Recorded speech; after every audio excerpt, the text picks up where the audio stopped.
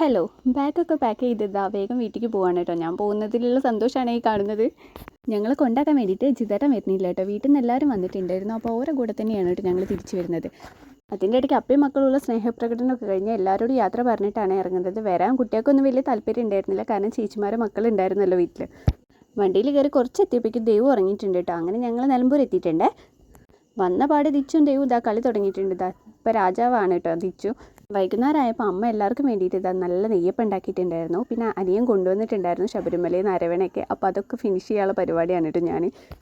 അങ്ങനെ ഞങ്ങൾ എല്ലാവരും വർത്താനമൊക്കെ പറഞ്ഞ് പിന്നെ കാന്താര സിനിമ ഉണ്ടായിരുന്നു ടി വിയിൽ. അപ്പോൾ അതും കൂടെ കാണുമായിരുന്നു കേട്ടോ.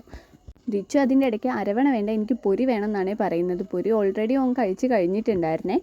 അതിൻ്റെ കാര്യത്തിൽ ഏകദേശം ഒരു തീരുമാനമാക്കിയിട്ടുണ്ട്. അപ്പോഴേക്കും അമ്മ നെയ്യപ്പൊക്കെ ചൂടോടെ കൊണ്ടുവന്ന് വെച്ചിട്ടുണ്ടായിരുന്നു കേട്ടോ. പക്ഷെ അത് തൊട്ട് നോക്കിയപ്പോൾ ചെറുതായിട്ടൊന്ന് കൈ പൊള്ളിയിട്ടുണ്ടായിരുന്നു. പക്ഷെ അതൊന്നും കാര്യമാക്കുന്നില്ല കേട്ടോ അവൻ. അരവണേൻ്റെ ഫിനിഷിങ് ഇതാ ലാസ്റ്റ് ഭാഗമായിട്ടുണ്ട് കേട്ടോ. ഞാൻ ആ പാത്രമൊക്കെ വൃത്തിയാക്കുന്നുണ്ട്. അങ്ങനെ അവസാനം അമ്മ കൊണ്ടുവന്ന നെയ്യപ്പം കൂടെ കഴിച്ചു. അപ്പം ഇന്നത്തെ വീഡിയോ ഇത്രയല്ലേ. ടാറ്റ ബൈ.